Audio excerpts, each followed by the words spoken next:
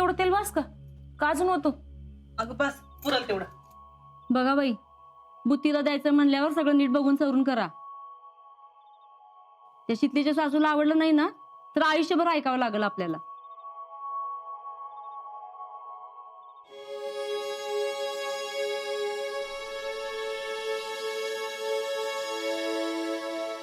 शितले,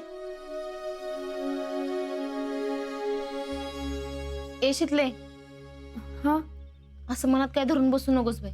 जी काय असेल ना ती बोल आमच्या संग. कुठं काय तवा? आल्यापासून बघतीया निस्ती सैरभैर झाल्यास. आणि अशा गोष्टी आमच्या संग नाही बोलणार तर मग कुणा संग बोलणार आहेस? अगं काके, तसं काय नाही. बरी आहे मी, जरा दमल्यागत झाले, अजून काय नाही. लेक माझी मोठी झाली बाई. लगीन होऊन 4 दिवस नाही झालं तर शान्या सुरते बाईवानी वागायला लागल्या. शितले, हे बघ, अगं संसार म्हणल्यावर कुठल्या बाईला सासुरवास टळलाय ग? आता आम्हाला सांग, काय झालंय नेमकं तिकडं? आये, तूच मला सांग, कुठल्या घरात वाद नसतात? आणि सुरुवातीला जुळवून घेताना यायला लागतोच की. अगं तसंच आहे.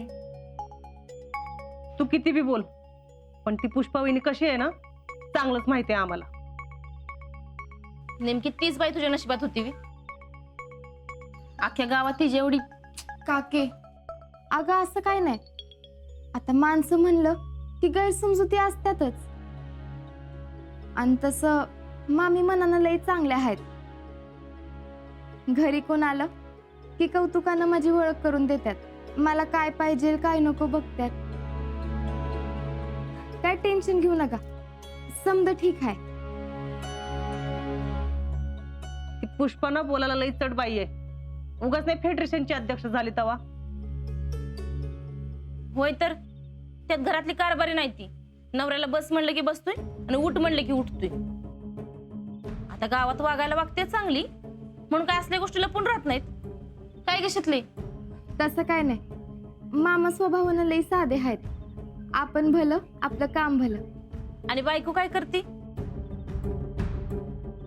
एवढ्या तेवढ्या गोष्टीवरनं गावाच्या चौकात जाते आणि दंगा करते. काके, कशाला सारखं सारखं तेच बोलत बसायचे? काय नाही झालं. आणि मामीनी मनात काय ठेवलं नाही. आपण कशाला उगाळत बसायचं? परत मला त्या विषयावर काही विचारत बसू नका. कालपत्र 2 येण्या घालून शाळेत जाणारी पोर आज एकदम कशी बोलायला लागली बघा. पोरीनं माहेरात येऊन सासरची चुगली करू नये म्हणतात, म्हणजे संसार सुखाचा होतोय.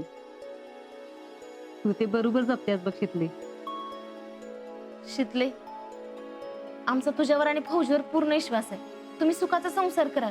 फक्त तुम्हाला कुणाची दृष्ट. काके, काय टेन्शन घेऊ नकस. मस्त खमकी आहे मी. शितले, जरा खाऊन बघ की सारण कसं झालंय ते सांग. तुझ्या करंजा कशाला खाऊन बघायला पाहिजेत? भारीच असणार की. अगं होय, पण तुझ्या नवऱ्याला आवडायला पाहिजेत ना. मला आवडतं ते आमच्या फौजींना आवडतच. आणि तुझ्या सासूला?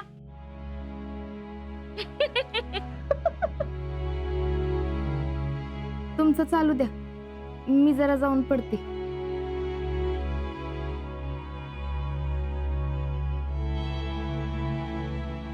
कशाला बोलायचंस ग तिला?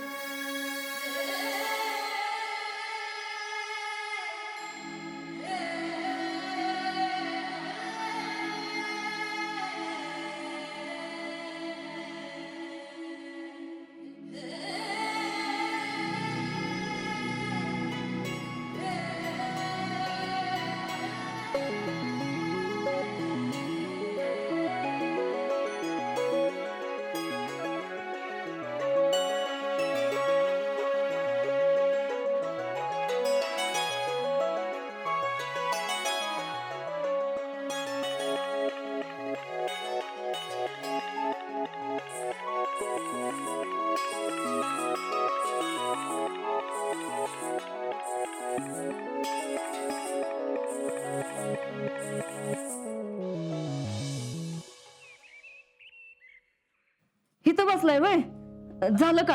वय आणि मागणं तेवढं सगूबाईकडनं चकलीचं भांड पण काढून घ्या. आणि पाठोपाठ बेसनाचं लाडू पण वळाय घेऊयात. अहो थांबा की जरा, एका दिवसात काय काय करायचं? अगं आता 5 दिवसात जाणार ना ती, आणि ह्या असल्या वातावरणात सामान पण टिकाय पाहिजे. पण होय हो अक्का, मी काय म्हणते, आता सगळं नावाला देऊ आणि जेव्हा अजिंक्य जातील ना तेव्हा जाताना परत देऊ की बनवून. अगं तवा पण करूच की, पण शितले कुठं चाललीस ग? ते मी अजिंक्यांना भेटून येते. नाही नाही, त्याला कशाला भेटू? मग कुठे चाललीस?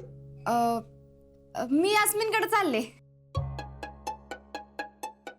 अगं 4 दिवसासाठी आल्यास, जरा बस की आमच्या संग बी बोल. अगं तिलाच घे की इकडे बोलवून. वय म्हणजे 4 लाडू पण वळल. वय ग शितले, इथल्या इथं गावात दिली तुला तरी बी घरला यायचं होत नाही वय. ती लग्नानंतर माहेर तुटत म्हणतात ना, ती असं. काके, उगाच पराचा कावळा करू नकस. तुट्ट काय तुट्ट, आठवण आली की हाक मारायची, येईन मी लगेच. तू मस्त येशील ग, पण सासून सोडायला नको का? आता सगळं बघून सवरून करावं लागतं. नवीन नवरी म्हटल्यावर त्या घरातल्या सगळ्या रीतीभाती शिकून घ्यायला लागतात. संसाराच्या दट्ट्या बघता बघता कधी सुरू होतोय ना कळत बी नाही. ए अगं किती भीती घालताय तिला. शितले जाऊन ये ग. अगं हसल की मैत्रिणीचं काय तर. जाऊ देत की तिला. शितले जा, आणि हे बघ तिकडनं तळ घरलाच ये बर का. वय अगं परत इथं गेलो यास्मिनला भेटणं होत नाही ना, म्हणून जरा. वय जा, जाऊन ये लवकर. बर चला आवरा लवकर.